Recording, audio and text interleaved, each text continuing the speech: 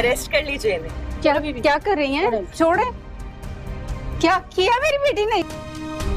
शाबाश। इसी बात से रोकता था उसे कि कम नस्ल और कम हैसियत इंसान। हमने जहर साफ करने की पूरी कोशिश की है। मेरे सर के साईं को खाने में जहर डाल के खिलाने की कोशिश की। यहाँ पे टाइम तो आप नहीं कर रहे, अंगूठा लगवा लेते हैं।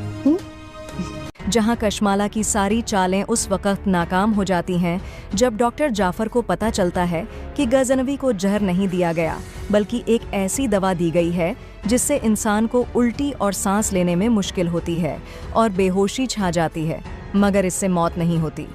ये सुनकर जाफर हैरान रह जाता है और सोचता है कि कशमाला या दुआ ऐसा क्यों करेंगी। जाफर फिर घर के कैमरे की रिकॉर्डिंग देखता है और यह देखकर हैरान रह जाता है कि जिस दिन सरफराज घर पर आया था उस दिन घर के सारे कैमरे बंद थे। इस पर जाफर को यकीन हो जाता है कि यह सब कुछ कशमाला ने करवाया है। फिर वह दुआ से कहता है कि दुआ जाफर को सब कुछ बता देती है कि यह सब कशमाला की साजिश है और गजनवी और उसकी फैमिली उसे गलत समझ रही है। दुआ कहती है कि कशमाला चाहती है कि गजनवी उसे तलाक दे दे, इसलिए उसने सरफराज को घर बुलाया। लेकिन जब गजनवी ने कहा कि वह दुआ को तलाक नहीं देगा तो कशमाला ने यह साजिश की और खाने में कुछ मिला दिया ताकि सब उसे गलत समझें और गजनवी अपने माता पिता के कहने पर उसे तलाक दे दे। दुआ यह भी बताती है कि घर के गार्ड भी कशमाला के साथ मिले हुए हैं और जाफर को सलाह देती है कि वह कैमरे की रिकॉर्डिंग चेक कर ले।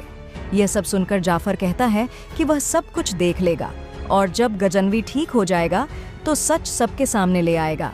लेकिन अगर दुआ इस घर में रही तो हो सकता है कि गजनवी अपने माता पिता के दबाव में आकर उसे तलाक दे दे। कशमाला ने अपने एक शौहर को कत्ल करने के बाद दूसरे शौहर की भी जान लेने का फैसला कर लिया। बाबा साई ने गलत फहमी में दुआ को घर से निकाल दिया, जबकि दूसरी तरफ फिजा ही अपनी बहन की दुश्मन हो चुकी है। नाजरीन, सारा जमाना दुआ का इस टाइम दुश्मन हो चुका है और दुआ बिल्कुल बेबस और तन्हा हो चुकी है। बजहर तो यही नजर आ रहा है कि कशमाला की चाल कामयाब हो गई, लेकिन यह चाल उस पर ही पलटने वाली है। जालसा ड्रामा जो कि इस वक्त बहुत ही सनसनीखेज हो चुका है, नौशरवानंद दिया गया। लेकिन नाजरीन, आप भी मेरी इस राय से मुत्तफिक हो गए कि दुआ का रिएक्शन बहुत ही हल्का था। जब सरफराज को उसने अपने कमरे में देखा, उसे बहुत ज्यादा चीखना चाहिए था, बल्कि सरफराज के थप्पड़ भी मारना चाहिए था कि उसने उसके शोल्डर पे हाथ कैसे रखा। उल्टा वो सरफराज के आगे आ गई। चलो उस बात की तो उसने वजाहत दे दी। जब इतना सब कुछ करने के बाद नौशवान कहता है दुआ से कशमाला के सामने कि तुम यही चाहती हो ना कि मैं तुम्हें छोड़ दूं और तुम सरफराज से शादी कर लो। मैं मरते दम तक ऐसा नहीं करूंगा, अपनी आखिरी सांस तक यह नहीं होने दूंगा। कशमाला जैसे ही यह लफ्ज सुनती है, उसे पता होता है कि नौशवान अपनी बात का पक्का है और वह अपनी तरफ से दुआ को अपने साथ रख के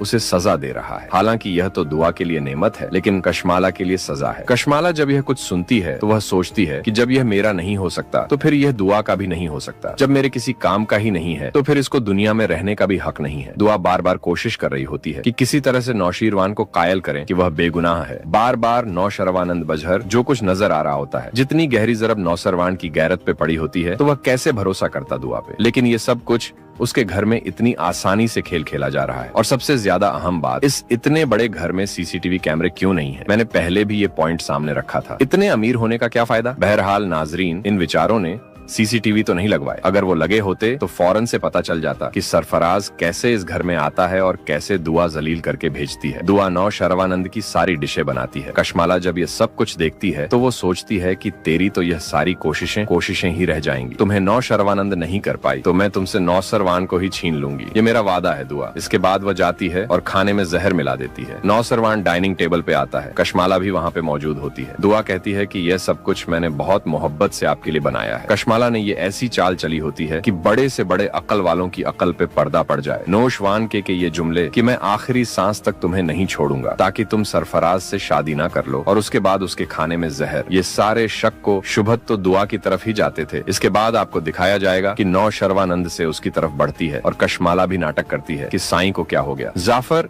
जो कुछ दूर ही खड़ा होता है वो भाग के आता है। कशमाला वहाँ पे फौरन शोर डाल देती है कि साईं ने खाना खाया और उनकी तबीयत खराब हो गई, इसने खाने में कुछ मिला दिया है, दुआ ने खाने में कुछ मिला दिया है। वो वहाँ पर हंगामा खड़ा कर देती है और नौशीरवान को फौरन से गाड़ी में डाल के हॉस्पिटल ले जाया जाता है। दुआ पीछे भागते हुए आती है ताकि नौशेरवान के साथ बैठ के जा सके, लेकिन कशमाला उसको धक्का देके पीछे कर देती है और खुद बैठ के चली जाती है। दुआ हैरत से पीछे खड़ी देखती रह जाती है। वो सब उसे वहीं छोड़ के चले जाते हैं। जबकि हॉस्पिटल में ले जाने के बाद डॉक्टर से नौशरवानंद बहाते हुए, बहुत ही एक्टिंग करते हुए हवेली में फोन करती है और कहती है कि बाबा साई, दुआ ने नौशवान को जहर दे दी। जाफर पीछे खड़ा ये बातें सुन रहा होता है। अब उसके जहन में भी यही आता है कि शायद दुआ ने ही ये सब कुछ किया है। दुआ परेशानी में वहाँ कहाँ रह सकती थी। वो भी नौशवान के पीछे हॉस्पिटल में आ जाती है और कहती है जाफर से कि मुझे एक दफा नौशीरवान का चेहरा देखने दो। तो जाफर कहता है कि आप इस वक्त यहाँ से चले जाइए, और कोई भी उसे नौशरवानंद भी फौरन से यहाँ आ जाते हैं। और जब वो हॉस्पिटल में आते हैं तो कशमाला सारी झूठी कहानी उनको सुनाती है और उनको बताती है कि किस तरह से दुआ ने अपने आशिक को पाने के लिए क्या कुछ किया, और नौशरवान के उसको तलाक ना देने के जवाब पे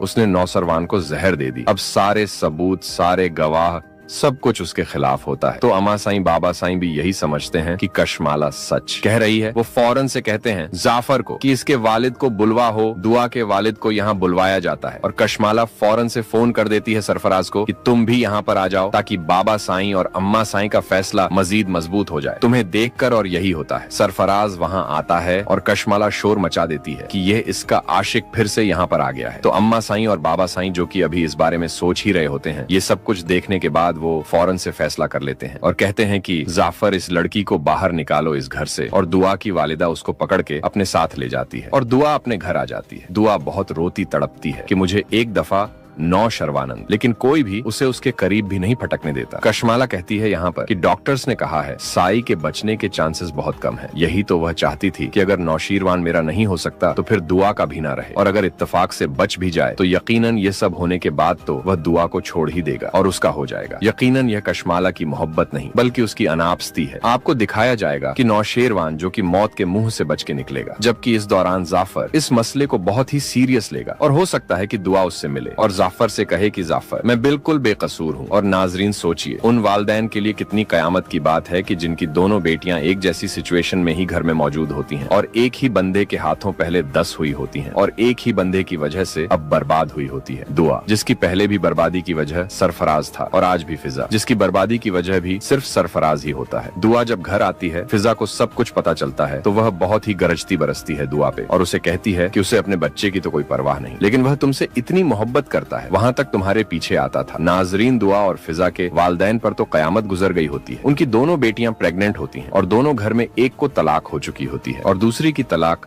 मतवल का होने वाली होती है या फिर वो बेवा होने वाली होती है। दुआ तो एकदम से खामोश हो गई होती है क्योंकि उसने एक एक बंदे के आगे दुहाई डाली कि मैं बेकसूर हूँ, लेकिन किसी ने उसकी बात पर यकीन नहीं किया। नाजरीन, आने वाली एपिसोड्स मजीद इंटरेस्टिंग होने वाली है। आने वाली एक साथ में आप देखोगे कि जाफर इस मामले की तहकीकात कर लेगा, गजनवी मौत के मुंह से बच जाएगा, जबकि कशमाला को बहुत ही मायूसी होगी क्योंकि उसे पता होता है कि गजनवी ने दुआ को तो तलाक देनी नहीं, और अब जबकि गजनवी बच जाता है तो उसको भी ये फिक्र होती है कि दुआ सब कुछ कर सकती थी लेकिन मेरी जान नहीं ले सकती थी। उसे दुआ की पुरानी बातें भी याद आती हैं तो वो जाफर को कहता है कि जाफर, इस मामले की तहकीकात करो। तो नाजरीन, जब जाफर सरफराज को उठा के ले जाता है और उसकी खूब पटाई की जाती है तो सरफराज सब कुछ खुद ही उगल देता है, और जब वह सब कुछ उगल देता है तो मामलात बिल्कुल साफ हो जाते हैं। उसे नौशेरवान के सामने पेश किया जाता है और वह हाथ जोड़ के माफी मांगता है और कहता है कि मैं दौलत के लालच में ये सब कुछ कर रहा था, मेरी कोई गलती नहीं है, कशमाला ने ये सब कुछ करवाया है, उसकी गलती है। और नाजरीन, इसी दौरान पुलिस इंस्पेक्टर भी आके नौशरवानंद कर ली है और वह कातिल तक पहुंच गए हैं। गजनवी के पूछने पर वह बताते हैं कि कातिल कोई और नहीं बल्कि आपकी पहली बीवी कशमाला है, उसने ही अपने पहले शौहर को कत्ल किया। जब नौशीरवान को यह सब कुछ पता चलता है तो वह पुलिस को और सरफराज को लेकर अपने अमा साईं, बाबा साईं के सामने जाता है और वहां पे